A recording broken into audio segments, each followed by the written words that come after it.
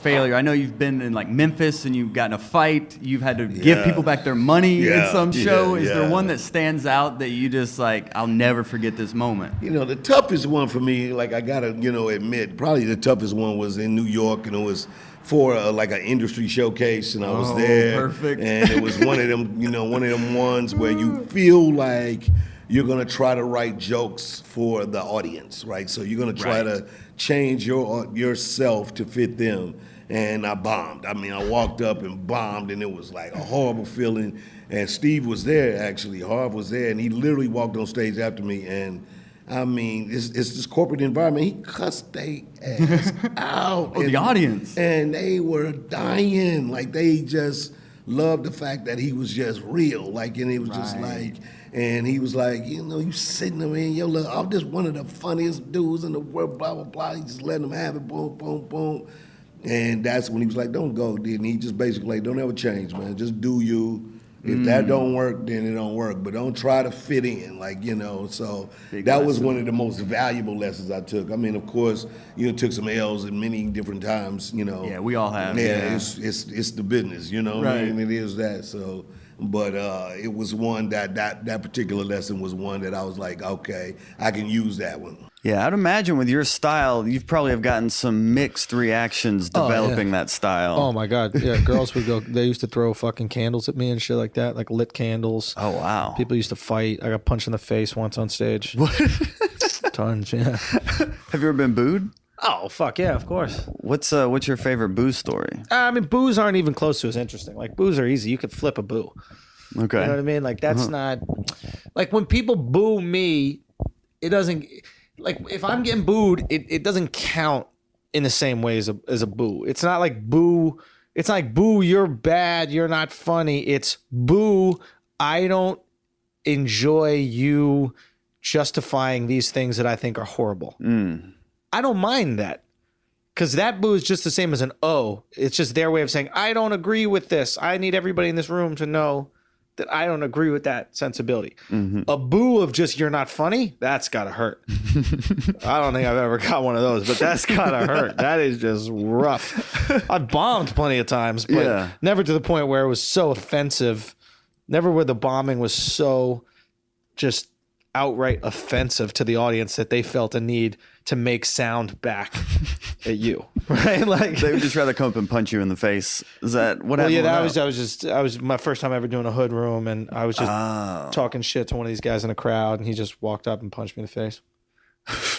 And I threw him out, and they handed me back the microphone. They're like, "All right, man, keep doing your thing."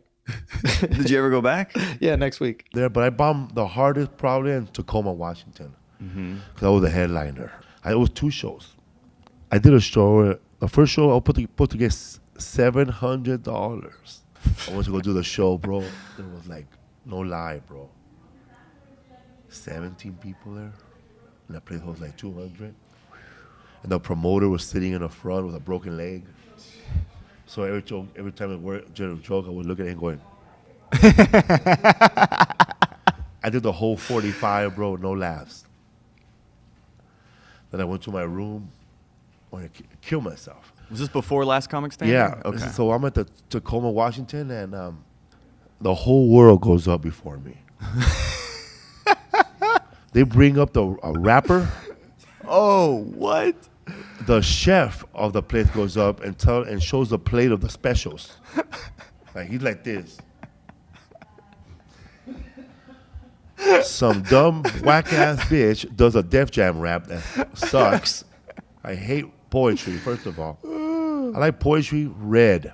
I like to read it. I don't like to be read by people with attitude,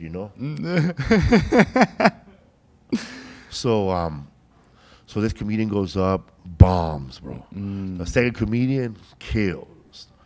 But this guy, one of those guys that has like a funny, he's on Tacoma 20.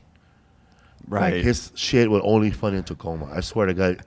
But all his references was killing. Like, y'all remember Junior from the barbershop? Ah! Remember when he broke his leg? Ah! They were running around the room laughing. And then the barber was there, bro. Oh, so everybody's laughing at him, giving him high fives. So So after that thunder, bro, I go up there, try to do an hour. They're like, who? With Felipe, bro, you couldn't hear a taco drop. You couldn't hear a taco crunch. And I go up there, bro, and I say a joke. And some guy's heckling me. But then he goes up on stage, and we're having a roast battle on stage, bro. Right? And I said, and I looked at him, and I looked at the audience. Chris Rock was right. There's black people, and then there's all you guys. The crowd exploded, bro. Oh, they liked it. They liked it. Oh. They laughed. Oh my gosh. And I said, thank you, good night after that. It could have gone either way there. Yeah, I said, thank you, good night. Shoot, I remember Mike Epps would walk off stage. Y'all ain't laughing at me. He be in the act 5 minutes and walk off stage back in his early days. I'm like, man, y'all ain't laughing at me. And he'll go home after I brought him down and everything. Yeah, I've been knowing these guys a long time. Sounds like you at Bronner's Brothers. Oh, yeah. At 2 a.m. Yeah. Did you dip early on that one? No, actually, I didn't. I finished my act. Oh, I thought you left your set early because you're like, she told you to be clean, and then you're like, F it. Yeah. Well, yeah. Oh my God, that was. I didn't leave though. Honestly, I did. I went up doing 25, 30 minutes. Oh, okay. I stayed up there, but everybody else was leaving. So I was like, what did I do? I mean, I thought it seemed like a great crowd. Ryan Manning went up. All these guys went up, but they were doing Blue. Mm-hmm. I mean, Pat Brown, funny female comedian. She had brought me up. Damon Williams had went up. He killed, but he was doing dirty jokes. But she going, you be clean. And I was like, Pat said this? no, not Pat, the lady, the Booker, runner. yeah. Whoever, Miss Brown or whatever, Yeah. who I won't have to ever worry about. She would love to have me do her show now. But Yesterday's price is not today's price. Yesterday's price is not today's price, sweetheart. Thank you, sweetie. You have a nice day, okay? But she came to me and said that, so I'm doing clean, and I had no problem with that. I do church, but my whole energy was, it was like, man, they do dirty, I come and do clean. It's not gonna blend but I thought that when I wasn't doing dirty, the crowd was like, oh, he clean, I gotta go. But that's where I met my wife, the lovely Deshawn. I met my wife there at the that was during Valentine's Day weekend. Wow. And I got mad. I was just like done. I was just like, man, I was hurt, man, because I said it was a big show. They bragged on how big it is. And I'm just thinking to myself, man, what did I do, man? People just walking out on me. I said they didn't like me. But when I walked in the back, that's when Damon Williams came and got me and said, hey, Lavell, it's about 200-300 people out here want pictures. So I'm like, I thought everybody was gone, but it wasn't that they was walking out. They said the buses was leaving. My wife, that's the wife that I met, my woman, my wife now, she was there. She was one of the women taking a picture with me. And it called her Blue Jeans, man. It was a kind of a chance meeting because she had whispered in, where you staying at? And I wouldn't tell her exactly where I was staying at.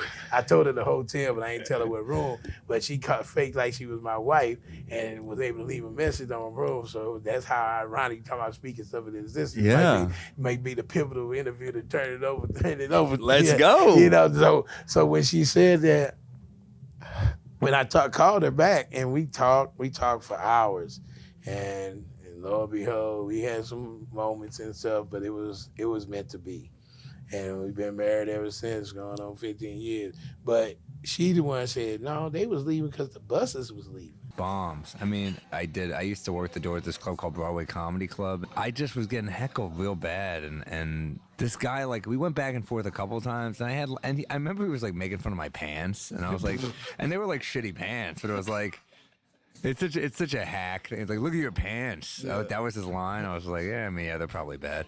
But we went back and forth one time, and he said a couple things that like triggered me, and I said something that must have really triggered him, I guess. I said something, I was like, yeah, you're fucking garbage. I said something like, you're a garbage person or something, and that just set him off. And he got up, and all I heard when he got up was like, and I was like, oh, fuck. I knew he was gonna spit on me. Oh. And he tried to get to the stage, and the waitresses all liked me there because I worked the door, so they were kind of barricading the stage.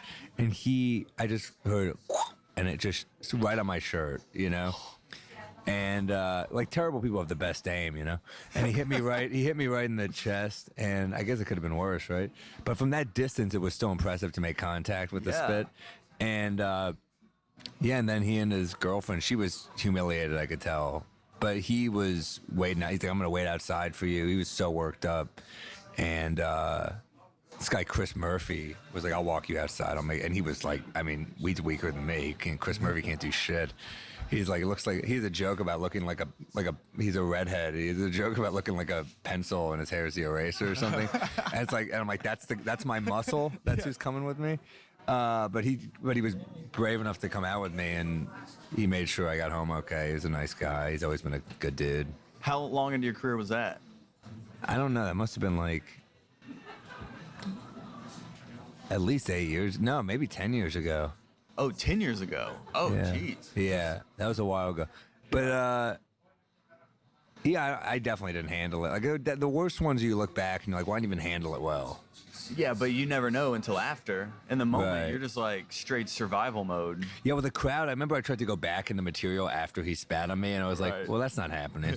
You know, I remember they were like, they were shaking. They were scared for me. And I think once they pity you, there's no turning it around. Like, they pitied me. You know, I heard a woman, like, go like, oh, and I was like, yeah, there's no turning that around. Oh. Yeah, there were so many awes in that set, like such a lost boy. And they just, yeah, once they're in that mind state, there's no coming back. Hot breath.